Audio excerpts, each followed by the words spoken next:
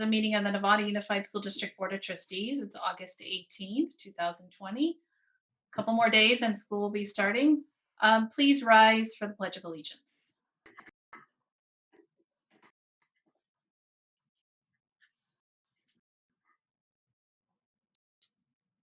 I pledge allegiance to the flag of the United States of America and to the republic for which it stands, one nation, under God, indivisible, with liberty and justice for all.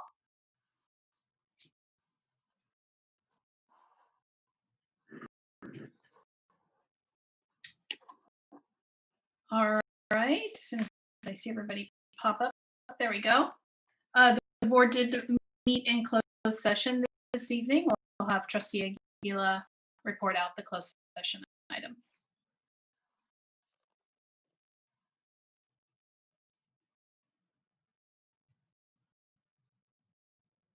Trustee Aguila, did she freeze? She may have froze. Oh. Yeah, we lost her.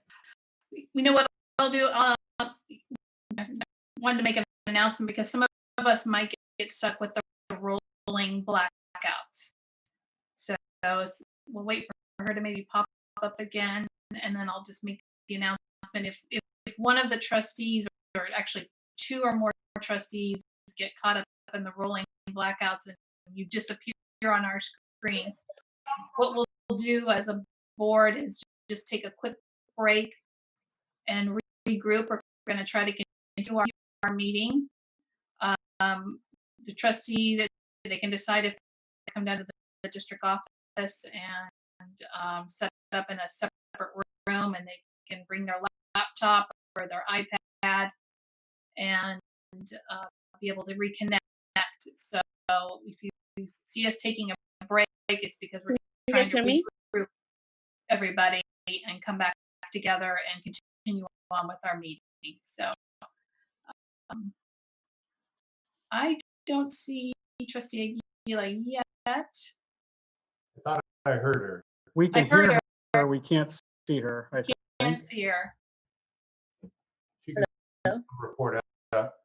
Trustee Aguila, hear us? Hello?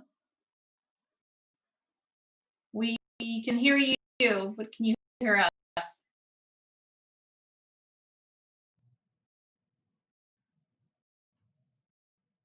No. Okay.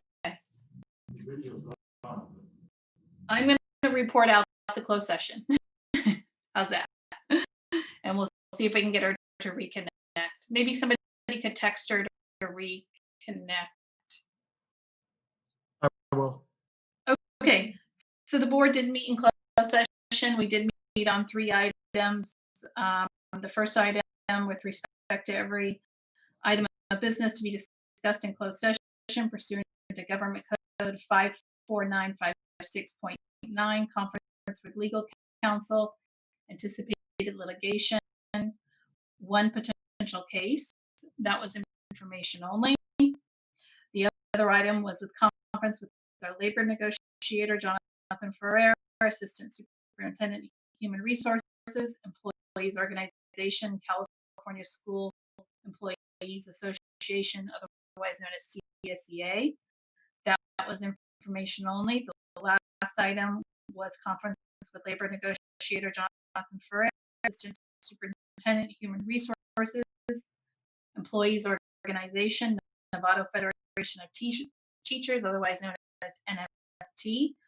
That was information as well, information only as well. So those were the 3 items we discussed. Moving on to the order of business, approving of agenda. It stands as is. I'd like to move approval of tonight's agenda. All right, so we have a first by Trustee Cooper. I'll second the approval of the agenda. Okay, and a second by Trustee Nell. All those in favor to approve our agenda? Okay, that 6-0, 1 absent. I will assume trustee Gila absent for now until she pops up. Public comment on consent items. We did not receive any public comment on consent items. Is there any trustee that would like to pull any consent item? Okay. Seeing none, we can approve our consent. Move the consent agenda, all items. Okay. So first by trustee Millerick. I'll move the consent agenda, all items. Okay. First by trustee Millerick, a second by trustee Nell to approve the consent. All those in favor? 6-0, 1 absent. All right. And then just to, there are several contracts on this agenda this evening that we just approved. They all have value to them. They are all to help with our VLA program from remote learning as well. So they are very specific to certain things, and glad to see that those are being approved to really improve those programs. All right, moving on to announcements this evening. I'll just go down the line. Trustee Miller, any announcements? I attended the superintendent's introductory remarks on Monday. Other than they were glad to hear it remote. Everybody's at safe distance. Thank you, Superintendent Costa. Okay, trustee Nell. Nothing to report tonight. Okay, trustee Cooper.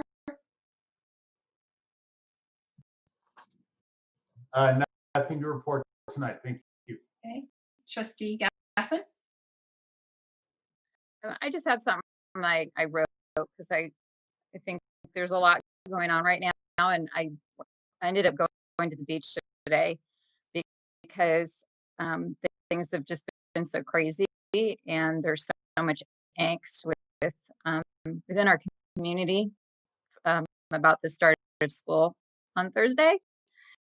And as I sat on the beach with my girls, I thought about the entire NUSD community, which includes our parents and students, teachers, and staff.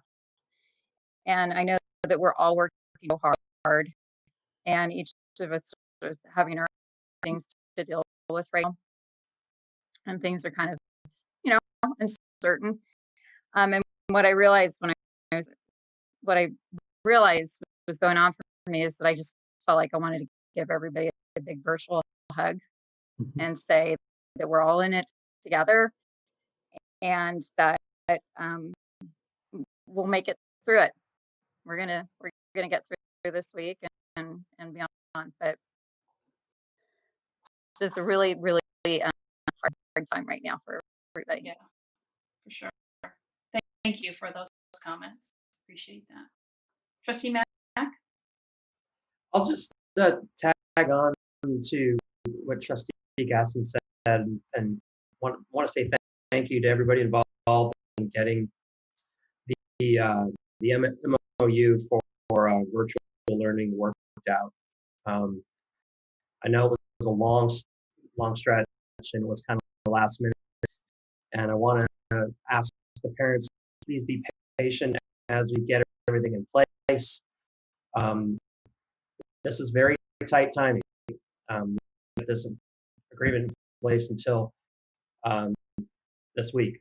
So we're going to get it done, and we're going to get going soon. So thank you for your patience. Thank you for everyone for your cooperation. And want to tip my hat, of course, to Jonathan for all the hard work he's doing. Great, thank you. Trustee Gila still hasn't popped up. I just have a couple announcements. I just did a webinar on remote learning, and it was a panelist of people people across the U.S. It wasn't just strictly California. So that was really interesting to see across the U.S. what is happening with the remote learning. This Saturday, I did a drive-through fundraiser for Senator Mike McGuire. And one of the reasons I did it was because 100% of his proceeds were going, one of the organizations was 10,000 Degrees. And they are a huge part of our schools, part of our high schools. And I wanted to make sure to give back to that organization if I could. So I did that. And then I did listen to the welcome back from Superintendent Kaska, and we always look forward to that to start off our school year. And obviously it was in a much different situation. Normally we're all meeting in a gym, as you said, somewhere, and that just didn't happen, but we still need to keep doing that. Welcome everybody back. The other thing I'm doing is attending the workshops. The Marin County Office of Education holds workshops for candidates, school board candidates. We do have a school board race in one of our I want to talk about some of the transitions, and we're going to have some people popping up on the screen here, some of our new administrators. First, I want to talk about an administrator who's brand new to NUSD, and this is Mira Patel. Mira is the new principal at Lou Sutton Elementary School. She comes to us from Cotati Roanoke Park Unified, where she served as a teacher and as an assistant principal. And Mira, we're just so excited to have you on board. We appreciate you taking this moment to pop into the meeting and show us your face. And we look forward to all the greatness that you'll bring. We've already seen wonderful stuff, the way you're working with our elementary team, and just know that it's so appreciated. We also have Whitney McEachern, not new to Nevada Unified School District, been a teacher with us for many years, teacher at San Jose Middle School, taken on lots of leadership roles there over the last couple of years. And this year she will become the assistant principal there at San Jose Middle School. We couldn't be more excited to be able to promote from within and have Whitney step up and take this next position. So we also have Marta Posada is transitioning from being our newcomer counselor, our original newcomer counselor. She will be taking a promotion as the assistant principal at Hill Education Center. And Marta is going to be supporting all of the programs there at Hill, including Marin Oaks and Nova and adult education. Marta's position replaces what was previously the adult school principal position, as some of that responsibility will shift to Principal Kessa Early. And finally, we have a couple of other transitions. Elizabeth Olnick, who has served as the principal at Olive School for the last several years, and Amanda Davis, who has been the coordinator up in education services here with NUSD. They're going to be co-principals at Olive Elementary School and the Virtual Learning Academy. They'll both have shared responsibility there at Olive. In the Virtual Learning Academy, you'll have Elizabeth overseeing primarily the elementary part of the program and Amanda overseeing primarily the secondary portion of the program. So we're so happy to have all of you join our team or to move into these new positions. We know that you're going to be great for us and serve us well. And I think it's great to have a good mix of new to NUSD and promoted from within NUSD. And I look forward to working with you all in these new positions in this crazy year. So thank you all so much for being here. And now you can cut out and have a great rest of your night, or you could stay tuned for all the fantastic conversations we're going to have tonight. Thank you for taking the moment just to pop in and so we can see you. I mean, usually we have you at the board meeting and introduction and everything, but it's important that, again, that we continue to do that. So welcome. And as Chris said, we're thrilled that we can promote from within. That is a huge part of what we like to do. And to have even a new principal come on board, Mira, welcome. And a new face always brings new ideas, new perspective, which is important to continue in our district. So welcomed everybody, and have Elizabeth and Amanda changing their role up a little bit and be flexible and being able to accept that and do it is a huge thing as well. So thank you to each of you. Thank you. Have a great night. Me. Thank Hi, you. everybody. Before we transition, Maria is having all kinds of problems Yeah. logging, and she's trying really hard. She keeps Okay. trying different things. So All just right. know that her not being here isn't due to a lack of effort or care or concern. She's doing her best. Okay, thank you. Mhm. All right, we'll move on to the non-agenda public comment. We do have some this evening. No, I'm having technical difficulties. You have a nice picture. Hey, thanks. Start video. There you are. There you are. We have a few on school resource officer, and they were identical in content from two different people. So I'm just going to read the names, and then I'll just read one of them. From Nil Reedmiller and from Pat Becker. I'm a resident of Novato. I am requesting that you eliminate all SROs from your district. Children deserve to feel safe and nurtured at school. In Marin County, Black children are suspended at 5 times the rate of white students and are 11 times more likely to be charged with a minor offense, race count study. This is completely unacceptable. SROs disproportionately push students of color into the juvenile justice system and take valuable funding away from rehabilitative and supportive services. I implore you to examine the role of your own SRO and to look at the research on the impact that SROs have on students of color. There are other ways to effectively address behavioral concerns and ensure school safety while also promoting equity.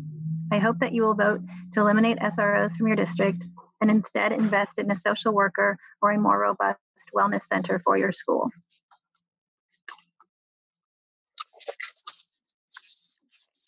This one is from Meg Cadiz. It says gratitude. I would like to recognize and thank the board and administration for working together to serve our children, families, NUSD teachers and staff. I appreciate that you have remained fluid and consistent during these difficult considerations. This is a clear representation of excellent leadership by Dr. Chris Koska and his team. Thank you for caring for our children and teachers. Very lucky to have you at the helm. This is from Ryan Gifford, School Update Info. It would be great if NUSD would create a message board that they would update whenever new changes or info come up. Send the link to all the parents for us to check in and see what's new. Have a tab for each school. When the parents go to the site, they can click on their home school and all their up-to-date information is there for them to see. It would keep all the parents informed with the latest news. It would eliminate all the uncertainty and having to rely on all these different Facebook groups for hope of the latest information that applies to our child's needs. It would relieve the burden of NUSD staff constantly having to answer calls and emails of concerned, confused parents. It shouldn't be that difficult to implement as well. Just assign one person to gather all the data from the different schools and update the site when necessary. Thank you for listening, Ryan. This is from Alicia Manzoni regarding preparedness. Just wanted to let the school board know how disappointed I am in the preparedness to the start of the school year.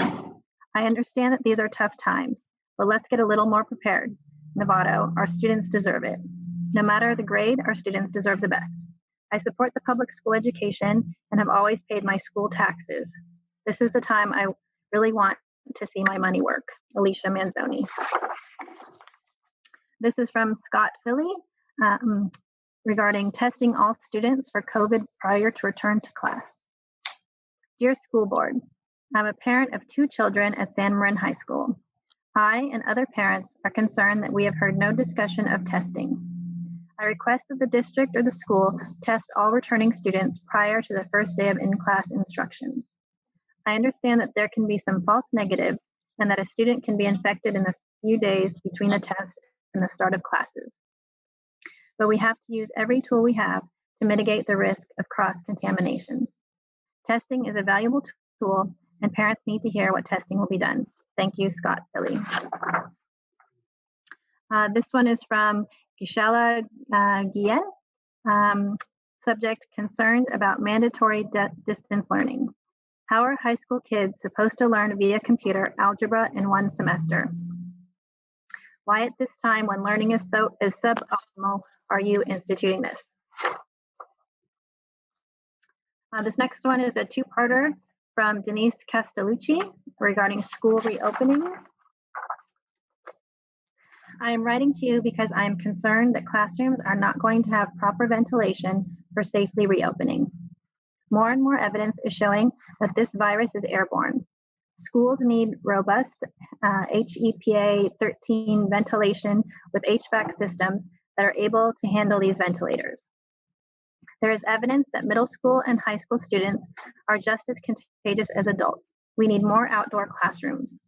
It is important to not just rely on security theater when students and teachers return. It would be a shame if we have to have in memoriam section in our school's yearbook. We signed up for flexible in-class option to support music and arts educators, and that was the only way to keep them from being let go. Please know that music and arts families are taking risks because arts and music education is essential to our students' wellness and development. You gave us no other choice but this flexible in-class option. If we wanted arts and music education, we are imploring you to commit to fixing ventilation issues and providing outdoor classrooms. And then she continues by Jonathan Lapuk, CBS News, August 12, 2020, 7:25 a.m. Coronavirus may spread much farther than 6 feet in indoor spaces with poor ventilation. As students head back to school, parents and teachers are increasingly concerned about how the coronavirus could spread, especially in buildings with inadequate ventilation. John Lednicki studies viruses at the University of Florida. There was a lot of controversy about SARS-CoV-2 being transmitted or not being transmitted through airborne routes, Lednicki told CBS News. Analyzing air samples in a hospital room, Lednicki's team found infectious virus can spread through the air up to 16 feet away from an infected patient through tiny droplets called aerosols. As this is, quote, this is the smoking gun everyone has been asking for, unquote, said Lindsay Marr, a civil and environmental engineering professor at Virginia Tech, who studies how viruses travel through the air. Quote, we're talking about a virus that is present in very small droplets, tiny ones that we call aerosols that can travel much farther through the air and remain in the air for minutes to hours at a time, end quote, Marr explained.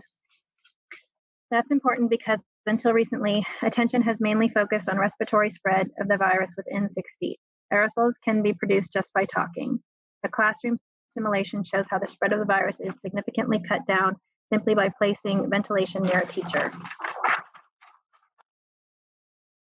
Quote, once we acknowledge that virus is transmitting through aerosols, we can then take steps to address that and to reduce that risk, end quote, said Marr. This next one is from Rebecca Garcia. It was submitted in Spanish and we had it translated and it reads, regular meeting of the board. I'm a separated mother and I have to work. I see that my children do not have access to the internet. What can I do? I cannot leave work. I work from 9 a.m. to 4 p.m. The next one is from Tanisa Villameno. The subject is just non-agenda item communication.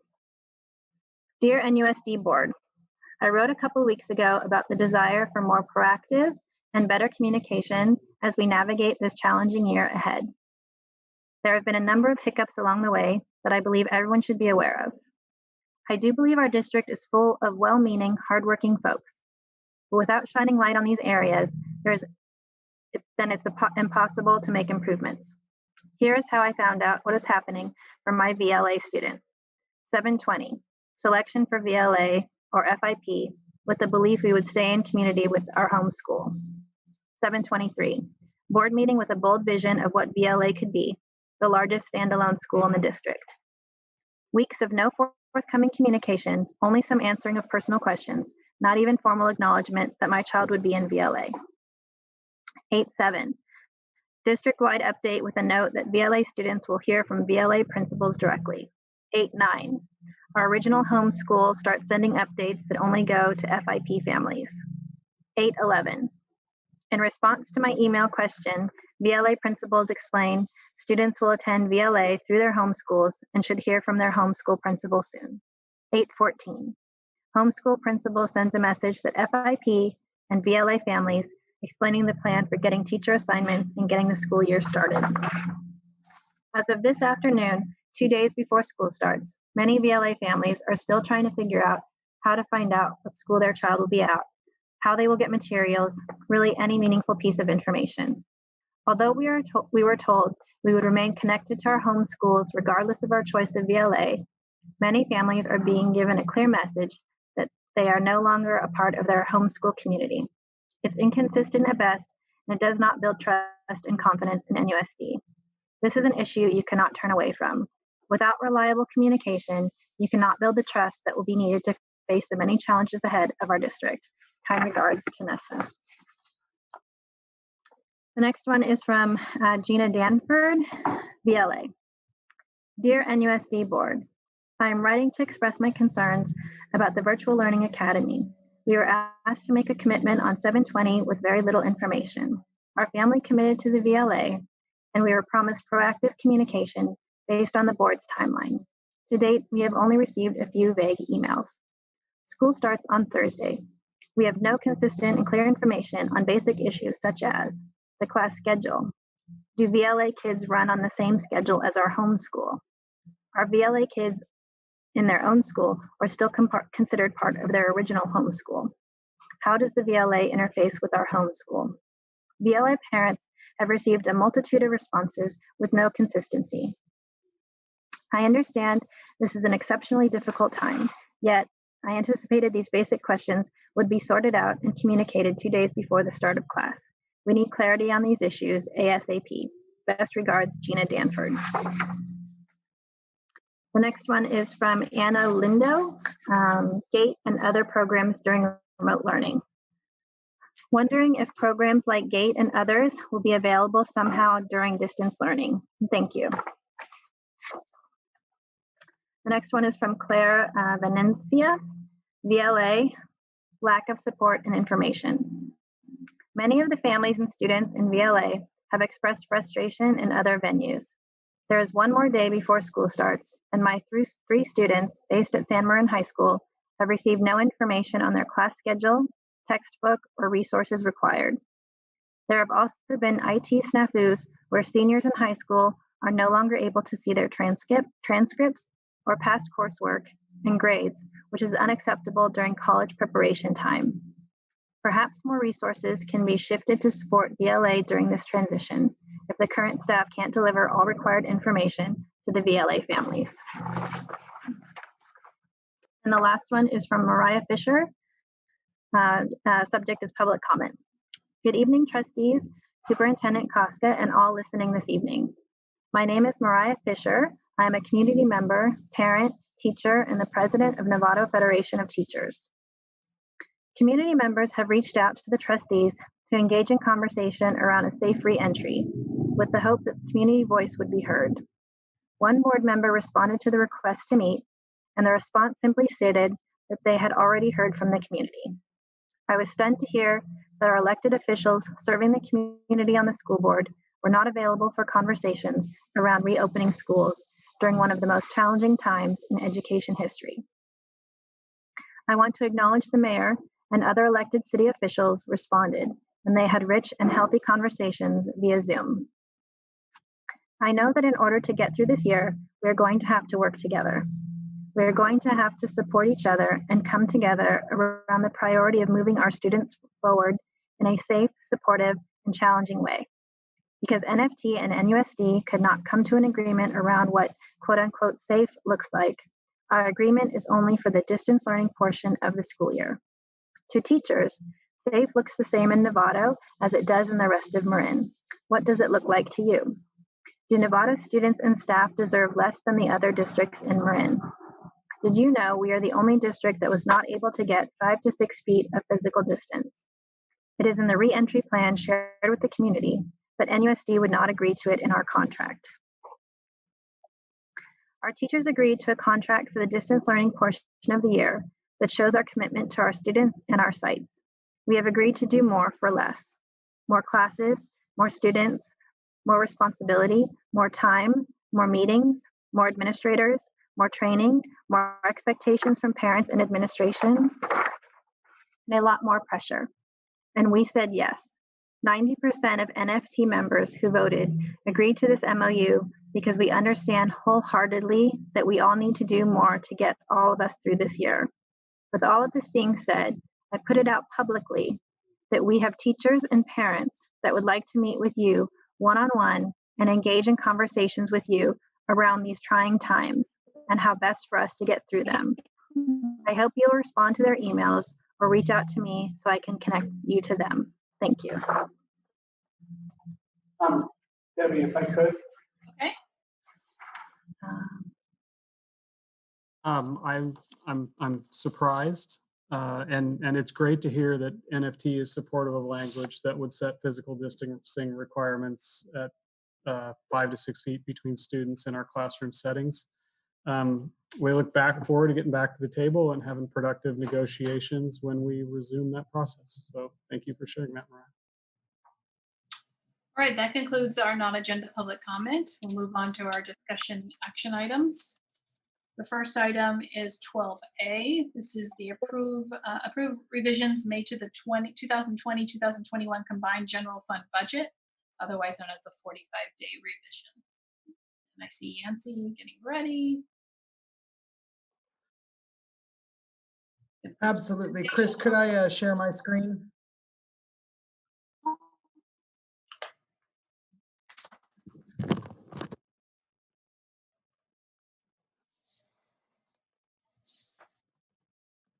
All right. Thank you, Chris.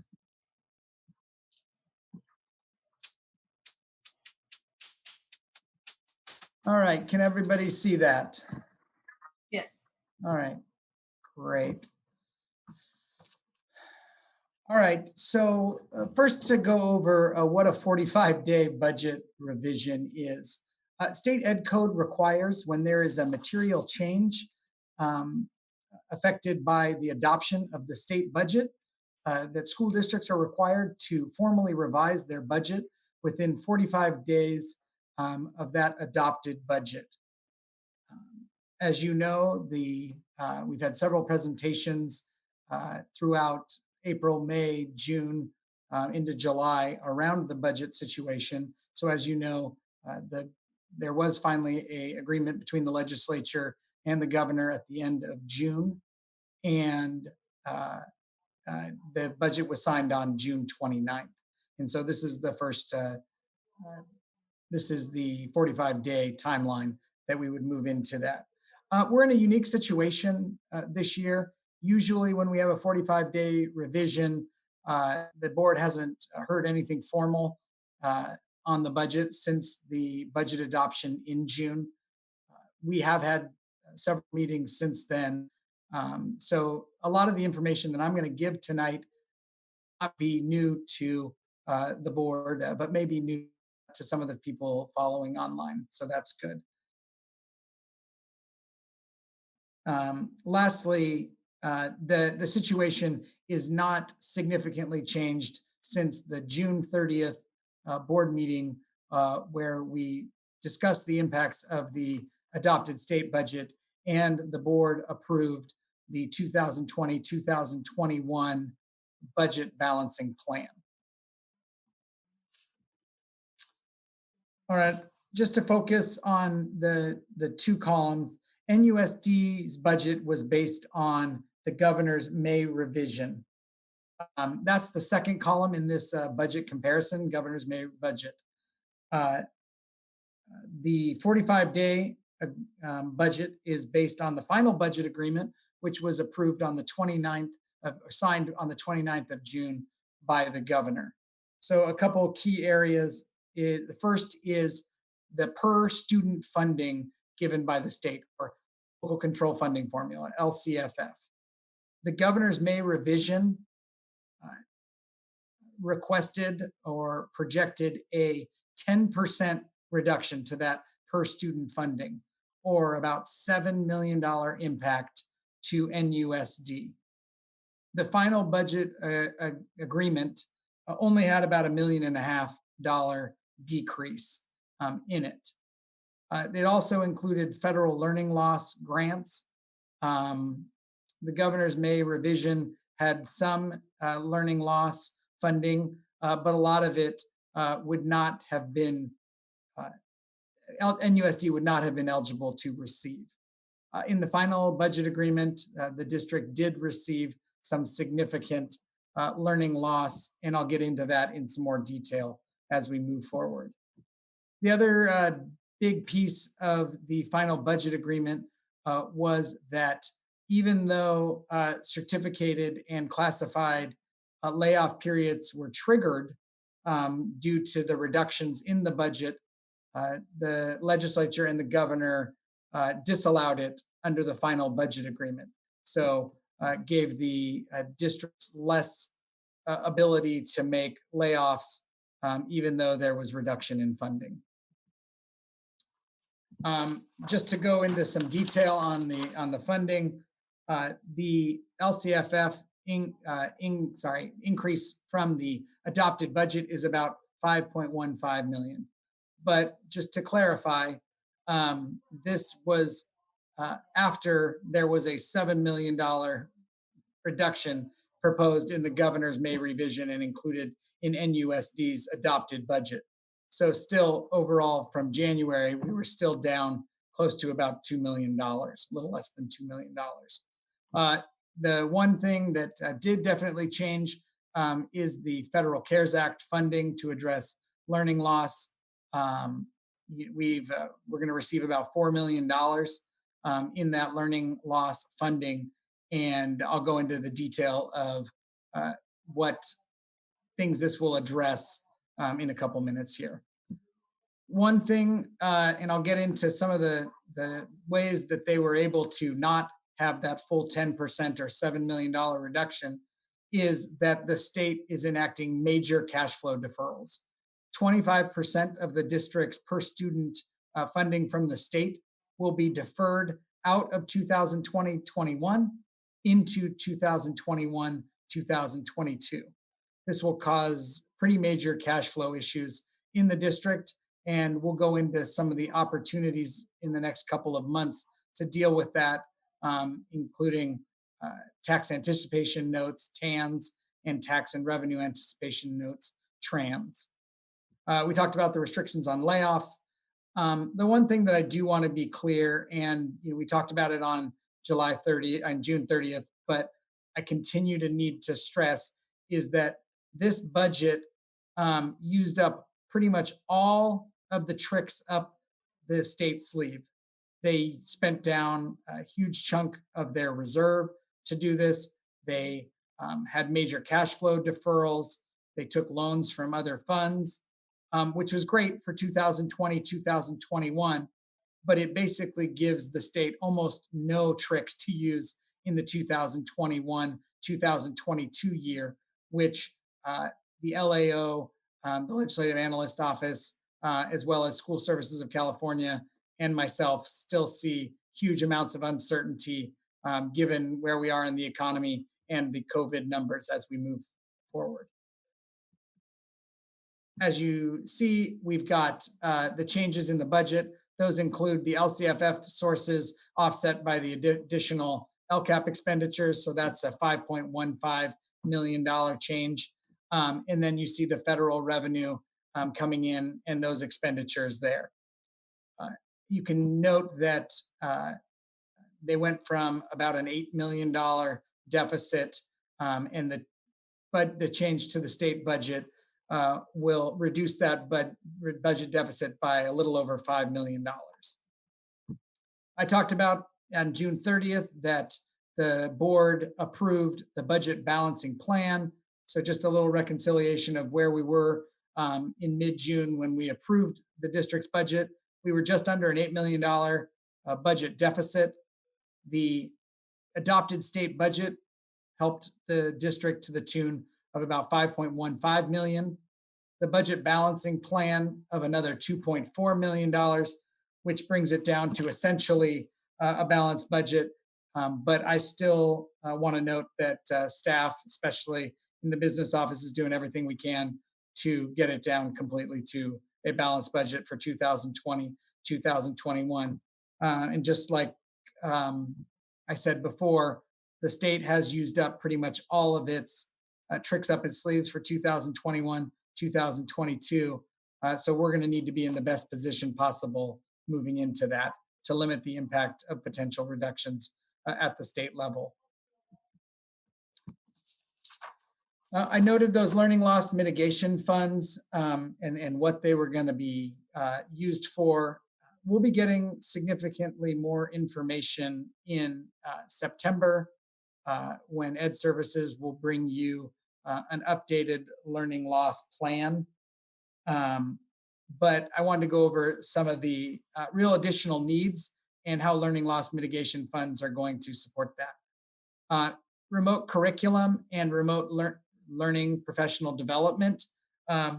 We've committed to over $1 million in remote curriculum and remote PD for our teachers and other staff.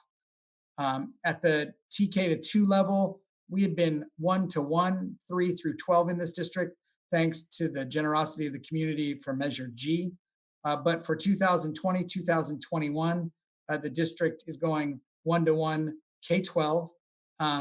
TK1 will be with iPads, and second grade will be with Chromebooks to match up with the 3 through 12.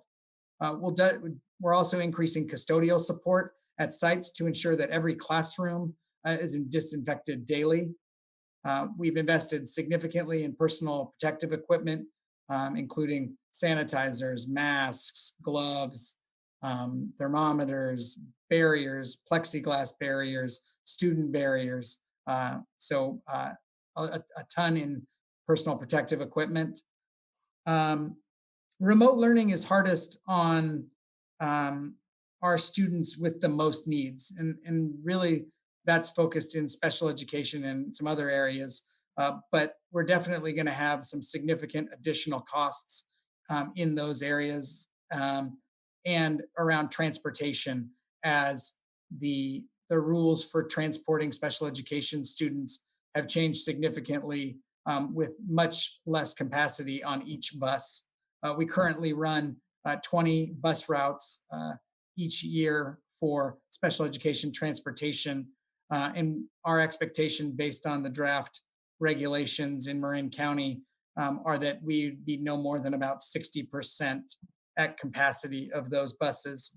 So obviously that additional 40% will need to be transported in new and likely more expensive ways.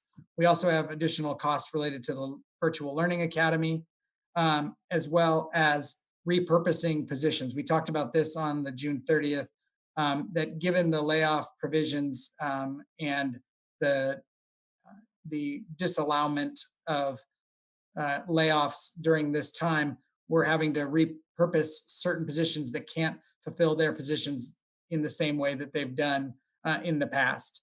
And so some of this funding will be used in that. We'll also be using some of the funding, you saw some in the contracts today, as additional support for our unduplicated pupils. And when I say unduplicated pupils, I mean our low income, our English learners and our foster students. With that, I am happy to open it up to questions. I will stop sharing now. There we go. Trustee Miller. That's a simple question. We had a balanced budget before the 45-day revise. Are we still sitting at a balanced budget? Some of that's pretty difficult news given the state's deferring revenue for our months that we're going to have to borrow against. But is it a balanced budget still? It's essentially a balanced budget, Trustee Millerick. There's a couple $100,000 that we're going to need to work through, but I'm confident that our team can work. I will say though that that's without any potential mid-year reductions from the state. If the state comes in, if revenues are lower than the projected, I would expect there to be a potential of mid-year cuts. Okay. So I do want to say that is on the horizon if revenues fall short. To date, revenues have met the significantly reduced state revenue projections, but we'll be watching that closely each month as the state announces those tax revenues. As a reminder, in 2009, we had multiple budget reductions mid-year. So there's a history of the state telling us they've changed their mind or the reality changed. So I'm glad to hear so far we're a balanced budget, and this is where we're starting. Thank you very much. Trustee Cooper. Thanks, Yancy. So the 5.15 or whatever the number was, $1 million, just refresh my memory. Have we received all that, and is that the money that needs to be spent before the end of the calendar year? So the 5.15 is the additional per student funding. So we did account for that in our budget balancing plan. We did have the $8 million adopted budget deficit. We used that 5.15 million to reduce that deficit down under 3 million, and then had the $2.4 million in additional reductions. The money I think you're talking about is those learning loss funds of about $4 million. Okay.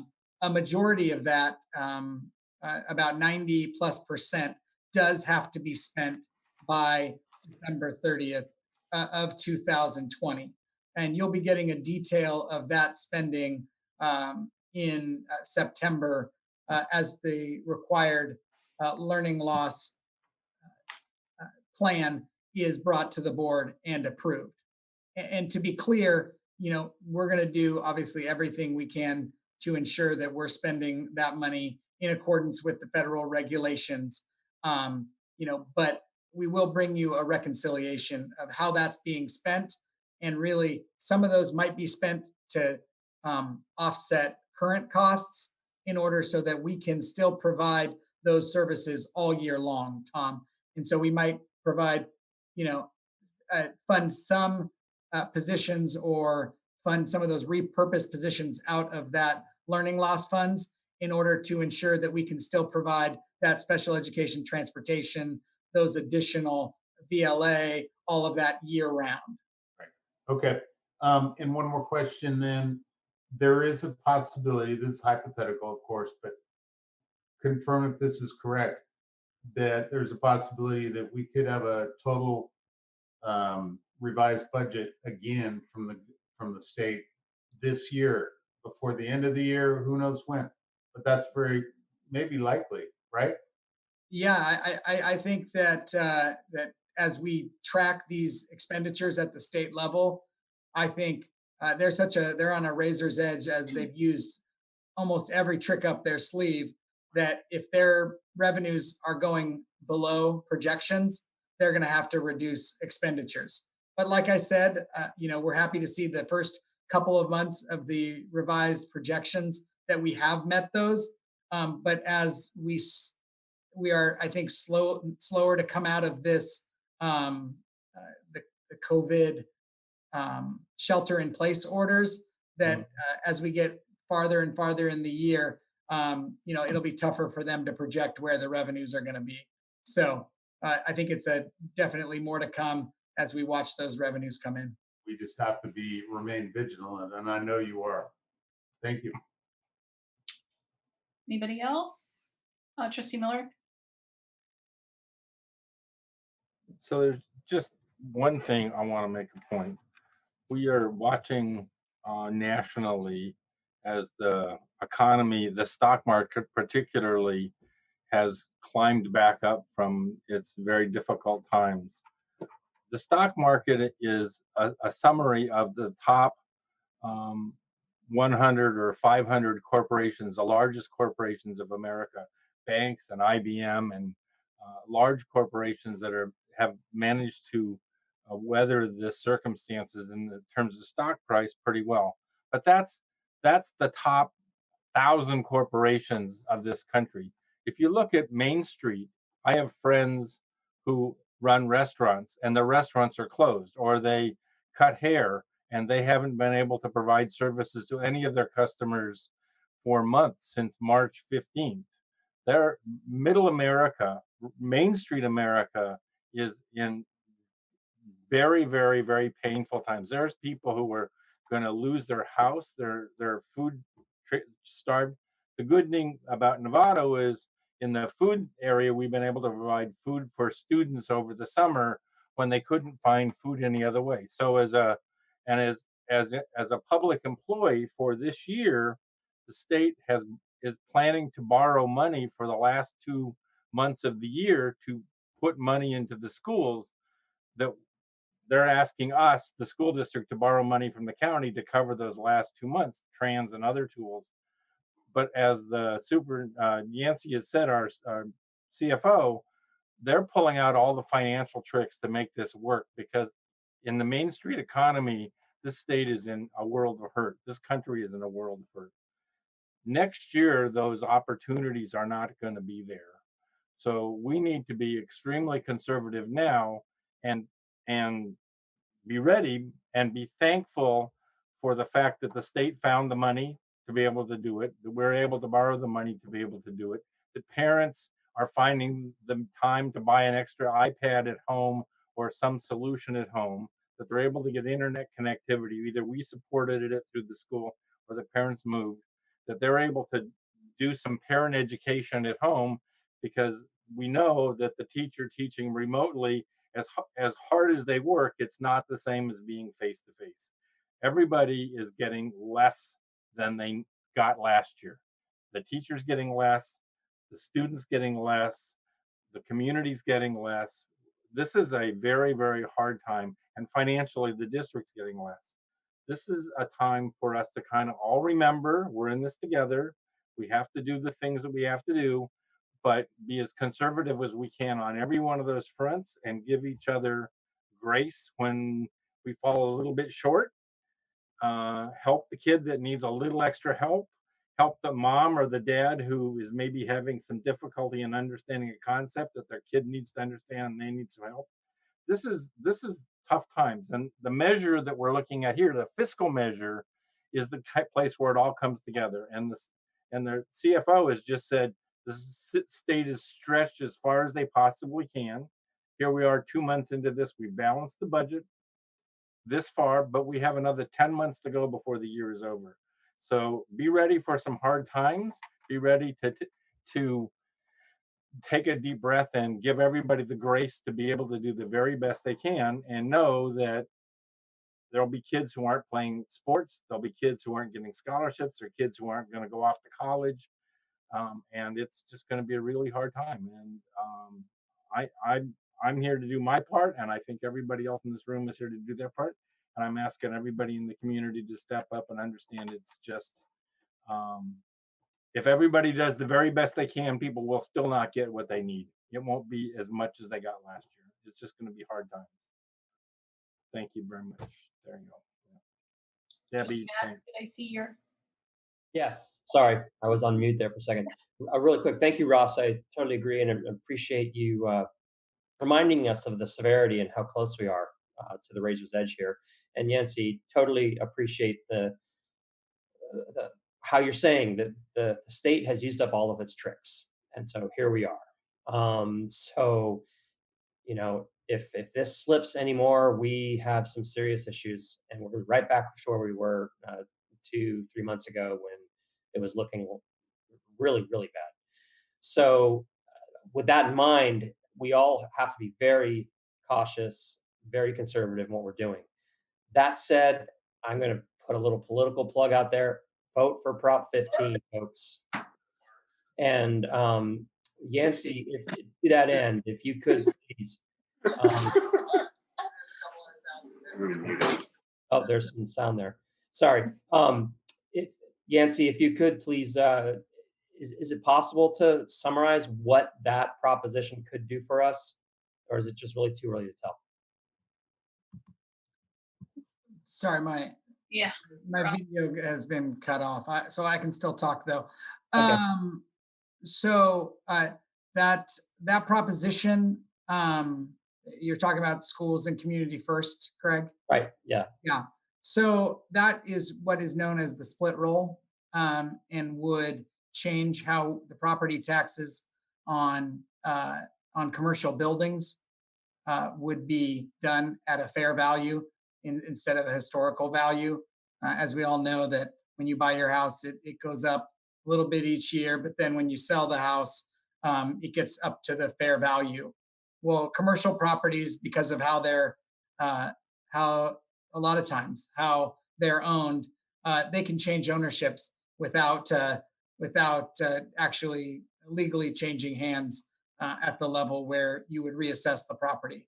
So this would take that out and assess all those properties at their full value and significantly increase the property taxes. That would help local municipalities. That would help local municipalities such as cities, police, fire, water, but also it would significantly help the state in the sense of how districts are funded, is that they're first funded by property tax and the remainder is allocated by the state. If we take away the, this would give the state some significant ability to increase funding to schools. You know, likely statewide, we're talking $4+ billion. And so that would be significant to NUSD. Okay. Now, and I'm not depending on it, but I guess I wanted to do is use this platform to get people to look at that. And if they want to see improved funding, that's one way to do it. So please review that. And right now, at least the polling that we've seen is that it's kind of right on that line. So it'll be very interesting to watch that over the next couple of months. Right. All right. Yeah. Go ahead, Diane. Just to follow on that, because one thing I hadn't been looking at, is it a over 50%, or is it a 2/3 like parcel? Like how much of a percentage does it have to be?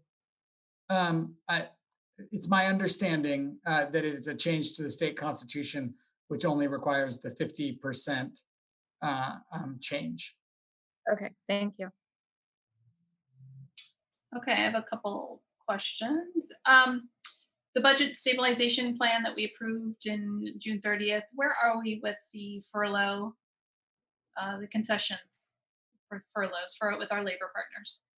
So with management and our unrepresented, or Chris, are you okay? It's up to you. I can take it.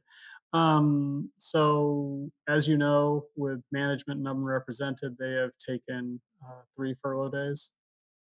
As you know, I took 8 furlough days, but we're still in negotiations with CSEA. I think we are close to agreement. They're requesting a little bit more information. Unfortunately, our teachers, NFT, did not agree to concessions, and we've had to find those savings in another way, but we have found those savings. So that's where we are with the furlough days. Thank you for that. The other question I had was over a year ago, Yancey, you had brought forward a potential reserve policy for the board to take a look at, something we should potentially revisit. So I want to see, do you have any additional information on that? What the timing of that? No, I think this is absolutely the time to revisit and look at that. As I noted, we're looking at, potentially tough times in 21, 22 if we don't see significant economic growth at the state level.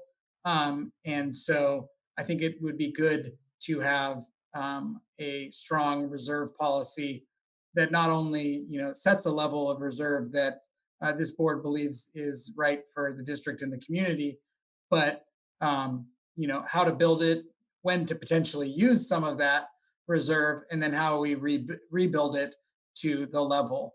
So I'd be happy to bring back, if the board directs me, to bring back some more information again and some proposed language for a board policy. I would absolutely recommend that this would be the time to have that in place so that it can help guide our discussions for the 2021, 2022 and beyond budgets. Okay, I agree with that. Trustee Nell? This is an action item tonight, so I was just going to suggest that the board agrees that we direct staff to come up with recommendations on an appropriate reserve policy. Okay, Thank you. Any trustees, are you comfortable with that? I want to make sure we have a consensus across the board and bringing a reserve policy forward and discussion. Okay, I'm not seeing anybody. All right, if there's no further questions, we've given that direction to staff for that, but this is approval. So I'll move adoption of the 45-day revised budget as Okay. presented by staff. First by trustee Miller, Second. second by trustee Cooper. All those in favor? 7, Maria, can you, yeah, there we go, 7-0, thank you.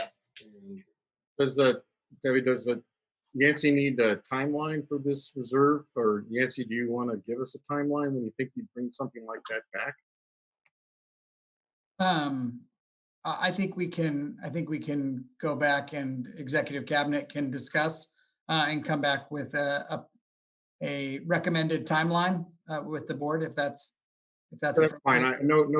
No pressure. I'm actually asking you to do it at your, when it makes sense according to the budget cycle, etc. Absolutely, but I think not waiting too long is a Okay. Well, I'll look Sooner forward. than later. Okay. Thank you. Thanks, trustee Dell, for that clarification. All right, so we'll move on to the next item. This is our last discussion action item. This is 12B, approval of a schematic design, project schedule, project cost estimate for the sports fields project at San Marin High School. See Mike Willard. I know we have Mike Casper, who's assistant principal at San Marin, also available, and Todd Lee from Greystone West. Oh, well, thank you, President Butler. You just stole my introduction from here. So Move this along. Come on, Mike. jump right into it. Keep this rolling. Well, good evening, trustees. Again, here to present the schematic design and get approval from you tonight for the sports fields project at San Marin High School, which entails the synthetic turfing of the baseball and softball fields. And do have Michael Casper from the San Marin High School and then Todd Lee from Greystone West to help answer questions you might have at the end of the presentation. With that, I'm going to attempt to share my screen. And can everybody see the cover screen? Gosh, now I lost you guys. Yes, schematic design. Thank you. Okay, so just tonight, basically go over some general project information, give you the site location. We have a couple renderings of the two fields, go through the cost estimates. I did split it out by field and then combine at the end just to give you a little more detail on the specifics of these two field projects and of course the construction schedule, and then answer any questions that you might have. So moving right along, basically we're looking to take the existing softball field at San Marin High School. That's roughly about 31,000 square feet. We are not going to really change the size of the field. It's softball field is very prescriptive. We're going to keep the existing press box and backstop, and then update the dugouts, do some update work on the home bullpen, construct a new visitor bullpen, do a little upgrade on the batting cage, and then ensure that the entire new field is surrounded with an 8-foot high perimeter chain link fence. Moving on the baseball field, it's going to be reduced from what it is now, which is a little bit less than what it was the year before, to about 102,000 square foot field, very similar to the Novato field, with the exception of instead of 3-angled outfield fences, it'll be a semicircular type of outfield fence. Again, we're going to pretty much wipe this existing field clean and start from scratch because we're shifting it over probably 5 or so feet from its current location to the side, kind of away from the football field, and that will entail new backstop, new dugouts, bullpens. We are not putting in a new batting cage. San Marin currently has a very nice batting cage that was built not too long ago that's kind of on the upper field next to the left field fence of the baseball field, and it's in excellent condition and a very nice batting cage. So we'll not do any work on that. And of course, we will also enclose this field with another 8-foot high perimeter chain link fence. Given it a little rendering here, this is the baseball field. Some of the changes, if y'all can see my arrow, the field's shifting this way about 5 feet. And then again, we're going to construct all the new sport things, the backstop, the dugouts over here, home dugout, visitor dugout. You notice the bullpens, currently the home bullpen's over here and the visitor bullpen's over here. For symmetry and some cost reductions, we're going to keep the home bullpen over here and symmetrically put a visitor one over here. Then, of course, we're moving in the fences a little bit from left and right field. They're coming into about 300 feet here, and dead center remains at 350 feet. And then we have areas we're putting in for bleachers so they can watch, and then hope to keep utilizing the existing press box we just replaced last year to look and work for the baseball field. And moving on to the softball field, we're going to keep the existing press box that's here and the backstop that's in this area, and then upgrades to the home bullpen and the home batting cage here. And then in this field, the challenge has been some of the topography. This field's already kind of elevated a bit, and with synthetic turf and sloping requirements, we have to elevate a little bit more. So for that reason, this is where there's a little indentation out here in left field. Right now, this is right here on the existing field. It's about a 36-inch retaining wall. And with the elevation we're adding to get the slope we need, if we left it this way, it would be a 4 to 5 foot retaining wall and require a lot more work. So did a little indentation, fully compliant with CIF regulations for the field. So that's the only difference between the existing field and the new field. Again, it's 200 feet to all outfield fences. Again, the whole entire surface will be synthetic turf. I apologize, we have a visitor bullpen over here, but it didn't quite make this rendering, but I'll add it in future ones. So the visitors will not have their own bullpen to warm up. It'll be next to the dugout on this side.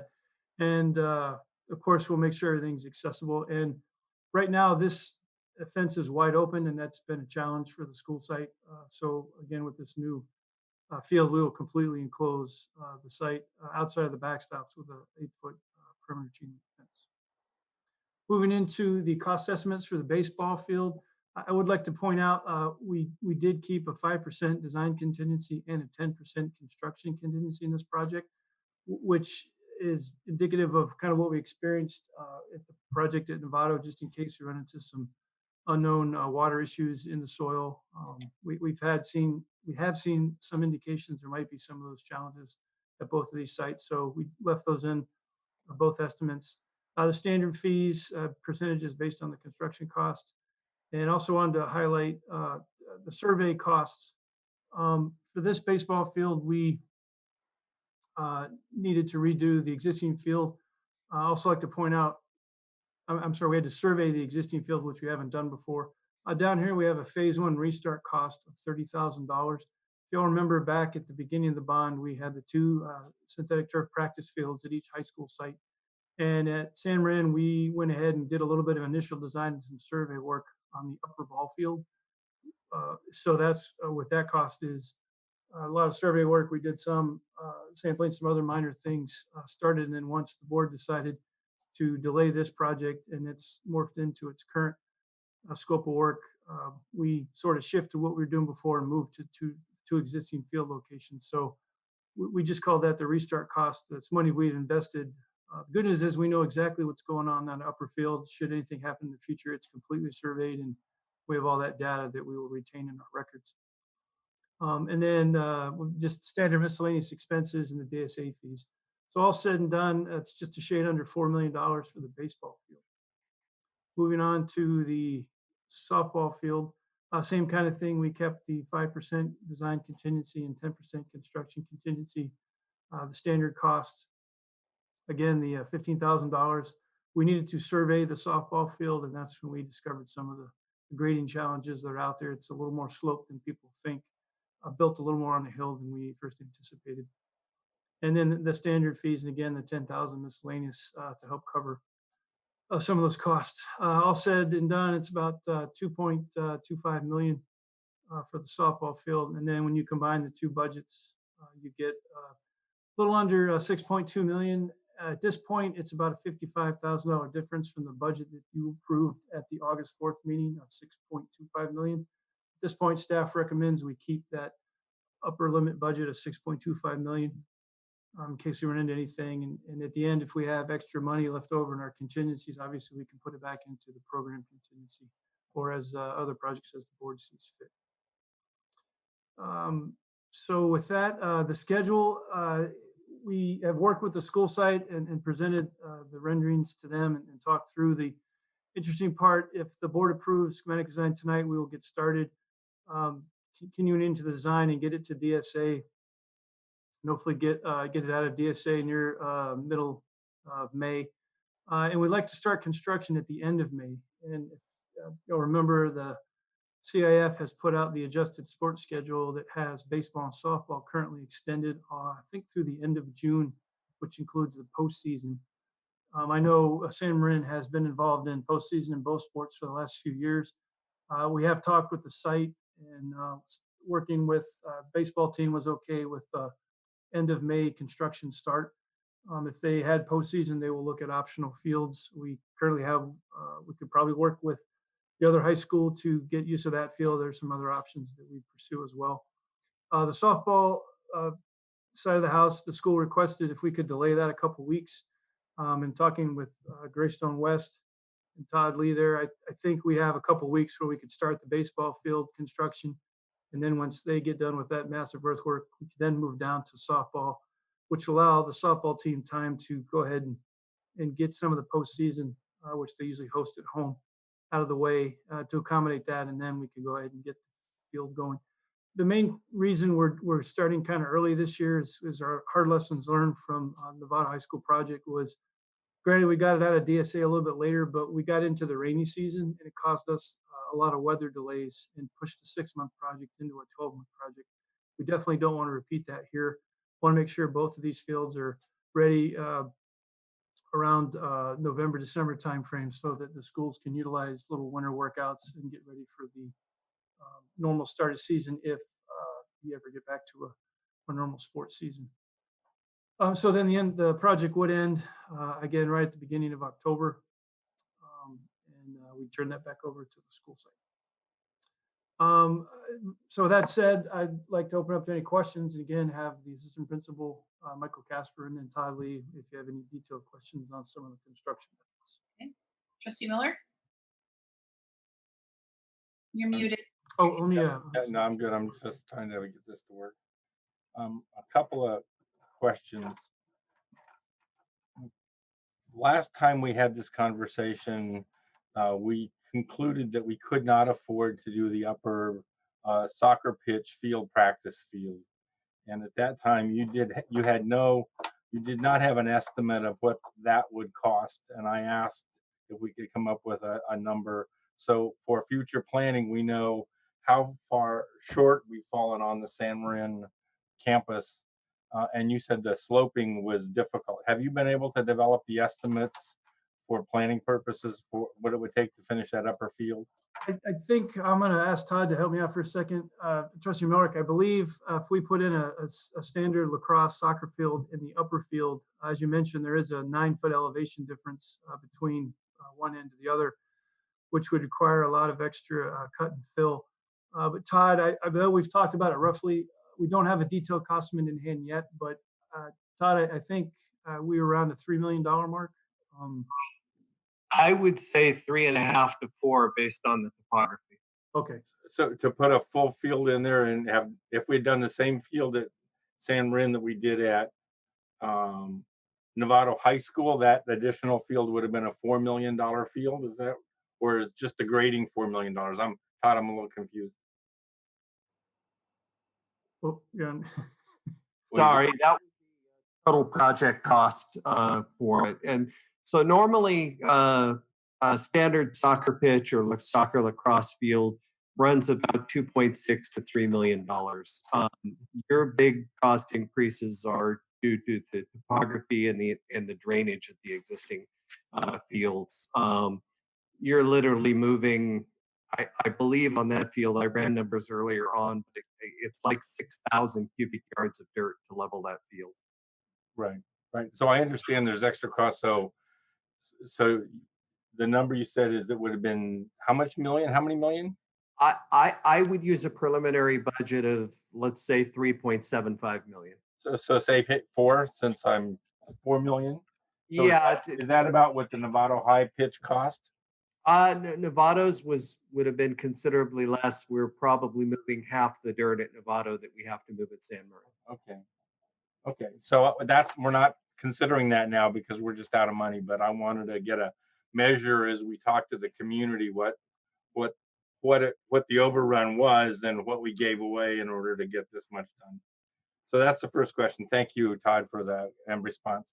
And the second, Mike, is we had some conversations about the ability to run some additional fire lines in to make sure we had some safety. Were you able to get any numbers? Last time you had no numbers for that cost. We are adding it to the scope of work, Trustee Milrick. I don't have any exact numbers of how much more that might cost. I know, Todd, we're talking about it kind of in the rough stages now. The good news is that the main water line, as you know, runs right from that neighborhood down really nearby there, kind of right next to the, I think the road Yep. next to the softball field. So we're only talking a couple hundred yards at most.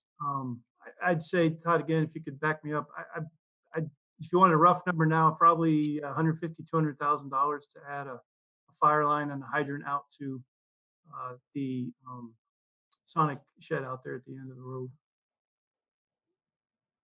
So we're looking at about $150 a foot. So if you're 300 feet, you're $45,000.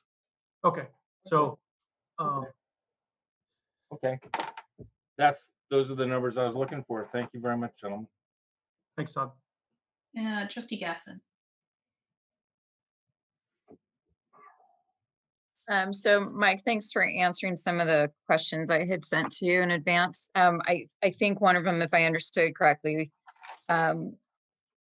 makes me feel a bit better as I articulated to you. I'm still just having a really hard time with the expense change on this. Sure. And one of the things I had asked about was the topography survey. So is that essentially, because when I was reading this, I was like, oh gosh, is this now something that could show that we're going to have even more expenses going forward? But you implied that this is what was already done to realize that we have more, like we have those drainage issues and the ground issues and stuff like that. Correct. We've done a lot of surveying already. As a matter of fact, some of the restart cost, we surveyed the entire upper field at San Marin, and now we've surveyed the entire softball field, baseball field, and I believe, Todd, we're going down and extending, surveying the road and all the way to the is it Sonic? I'm sorry, I keep calling it the wrong. No, Comcast. Comcast, to the Comcast facility to look into the slopage with the request for the fire hydrant and suppression system there. So we've already done all that, most of the surveying, and that's how we got to where we needed increased cost, because we realized there's a lot more slope challenges and grading issues than we originally thought. Okay, so that's what because I thought the way that I read this when I saw it come up on here was that we kind of had a guess of this, and then this was going to nail down on how much issues we might have. So we're pretty set in having as much as we can identified the issues that we currently can see based on the slope or whatever else. Mm-hmm. The other question I had, I think you explained the restart costs for me, so I got that. The project timeline itself, I'm kind of just wondering if although it's kind of a moot point, if I guess I was just worried that there's something just not working for me on this that I'm like really worried about, and I can't put my finger on it, but I just want to make sure that we're looking at all angles, that there's not something that, or is there a point at which if we find out there's like another $200,000 that we have to put in, what point can we say, okay, this is going too far, that we can't just keep putting money just to have these done? Great question. So I think the best way to answer it is we've done probably more design on this project than you normally would at this point, just because we've found those challenges with the survey results. And I know the landscape architect's already been on site multiple times and working with Todd. I think it was 5 or 6 different detailed designs you guys are working on, layouts and slope, where the field sloped and all that. So we're pretty confident that with what we know now on the design that the cost won't go up. The only, of course, unknown is if we start moving earth around and doing some earthwork and find a lot of water in the soil, say that we didn't expect to be there. That's why we have the construction contingencies, and we left them in at 10%, and we also left in 5% design contingencies to give us that flexibility to not have to come back and say, oh, we need 200,000 more dollars. We realize this project's very sensitive budget-wise to the board, and that's why we're recommending that we keep it at the $6.25 million budget. And definitely know it's not going to go up from what we know now. However, if we find anything at some point in the future that would drive the cost up, we'd immediately come back to the board, let you know what it is and what we'd recommend.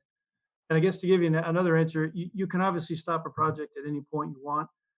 For the most part, we'd probably recommend you continue through the design part, and depending on what magnitude of a cost difference we'd be looking at, we'd probably recommend continuing through DSA review. Because once you get that, you can always delay the construction award if the market was, say, not very competitive and very high. You do have that flexibility at that part or that point in the project to delay it. And then, of course, if the board feels that the project's just become too large and we need to start scaling things back or adjusting it, we could do that to realize some cost savings as well.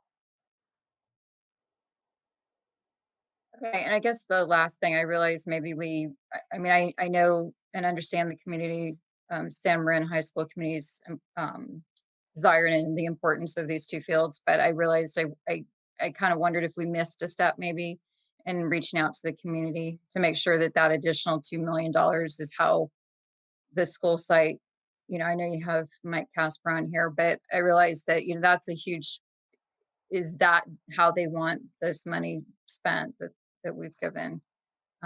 So that was my only other thought, was we sort of just went from, okay, we all agreed on 4 million. There's an additional 2 million. Is that in line with what they would choose to do? And maybe I should have brought that up before we approve this way, but it was just a process for me. So that's all. I appreciate your work on it. Okay, thank you. Does Mike want to add anything, Mike Casper? Yeah, and I just want to say thank you, Mike, and the board for getting to this point. I know it's been a long road, and these fields, when it was presented Friday when we met, really detailed, beautiful field, and it's a really long-term project for the kids. I mean, I played baseball in high school, and I would have just drooled over having a field like this. I have daughters who play softball and the same thing. So like I said, it's a really investment in the community over the long term. These fields last a long time. And we're just not thinking about the present. We're thinking about the kids at San Ramon and Lou Sutton who are going to be coming up. And it'll be a jewel for the community to enjoy for years to come, both fields. And we're fortunate and happy that we're at this point, and really looking forward to going forward with the program. Okay, thanks, Mike. So thank you, everyone, for making this happen. Really appreciate it from San Marin. All right. Anybody, Trustee Mack, and then Trustee Miller. I'm muted? No, I'm not. Hey, Mike Woolard, could you please pull the presentation up, the softball field schematic? Just two quick minor questions. I'm just a little concerned with that wall that intrudes in, and because that is definitely something a player will run into when looking up in the sky at a ball, because that's definitely, that's a pretty small foul territory is what I'm trying to say. Are we going to pad that? We can, and I actually was going to talk to the architect about putting some kind of warning track, because I know sometimes color helps. Hey, if I see brown, I know I'm getting close to a fence. Exactly, but I'm worried though that if you put in a standard, whatever the width is of a warning track, it's going to be like 6 inches off the foul line. Well, great point. It probably wouldn't be the same width as over here. It'd be a little narrower, but enough, at least a foot, so you have the color difference. But we could absolutely look at putting pads or protective. I'd have to look. I'm not sure off the top of my head what that distance is, but it is a little different than what's over on this side. So you just ask both Mikes to look at that. And Mike Casper, I know you're concerned about your students. Yep. So if you could just kind of look at that with an eye for safety. Will Please. do. As you know, an outfielder is not looking at where they're running; they're looking up. Mhm. Right. And We have padding on all the walls in the budget. oh, wonderful! Thank you. Thanks, Todd. And then Mike, if you could go, Mike Woolard, go to the baseball field, and Mike Casper will appreciate this. The visitor dugout in the existing field is a bit of a torture chamber. It's extremely small and extremely exposed. I just want to ensure that the two dugouts are of equal size on this field. So the dugouts will be up, built to current required code requirements for accessibility, and I'm not sure that they definitely will be the same size. I understand one might be shaded, one might not be. I get that. Right. You know, the Novato guys did that too. I was never pleased with it, but whatever. But anyway, okay. That's all I need to know. Thank you. Trustee Miller? Mike, Casper, the issue is never what you get. The issue is always what you don't get. And so in this conversation this evening, we are not providing a soccer pitch or a practice field, whatever we call that. On the other hand, there's a lighted stadium field. And I've had conversations with your athletic community, and they're pretty unhappy that we weren't able to deal with that soccer pitch. And it's going to basically have to be managed as an irrigated field as opposed to a turf field in order to make it available for your community to use. Have you got a plan for how you're going to work with your community to make that field a productive resource? You know what?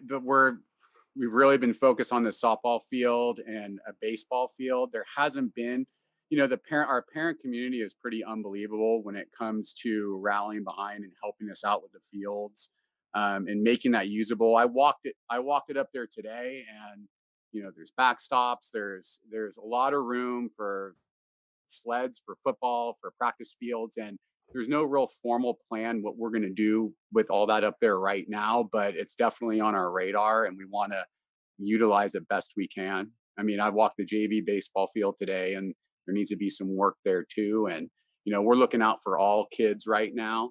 The baseball field and softball field can also be multi-use fields as well. I mean, we can use that for football practice, for soccer practice, you name it. So they're durable. They go through El Ninos. We can play the next day and not wait a week for the field to dry. So there's a lot of plans other than just softball and baseball for those fields, and those fields are for everyone. It's just not for these sports teams. It's for the community and all the kids at San Marin High School. So our plan is to utilize them the best we possibly can and get the most use out of them. Okay. Well, that's good news, because the grumbling I got was, we're not happy with the district because blah blah blah. So we need to make sure that we make the best use of the money we're spending at San Marin to service the whole San Marin community, and make sure that the community stands with the district, because we're dropping millions of dollars on your campus. Right. And we need to make sure that is reflected in the community. The community understands that commitment. Yeah, it's a community investment, not just in our sports teams at our high school. It's for all kids, and we want the whole community to get use out of them and enjoy them. And they're jewels, and we're really looking forward to it, and we're very excited about it. So, like I said, it's not just for our baseball and softball players. It's for all the kids, and you'll see powder puff on the softball field, and obviously with the sports coming up this year, and we are going to utilize them the best we can and really promote it for all of our students in our community. Okay, well, thanks for that commitment. I look forward to having sports back on our campuses. Yes, we all are. We're all ready for it to come back, believe me. Thank you. All right, if there's no further questions, this is an action item for staff. They're looking for direction, or looking for approval, on the schematic design, the project schedule, and the project cost estimate. I'll move to approve it. Okay. I'll second that. All right, so we have a first by trustee Mack, a second by trustee Nell. All those in favor? Okay, 7-0. Thank Thanks, Board. Todd Thank Lee. you, guys. and Thanks, Mike. Thanks Mike all. Casper. Thank you. You're welcome. Thank you so much. Thanks, everybody. All right. And thanks, Mike Willard. That concludes our meeting this evening. Our next meeting is September 1st. Can't believe it's already going into September. All right, so let's have a good start of our first day of school, August 20th. Thanks, everybody. This meeting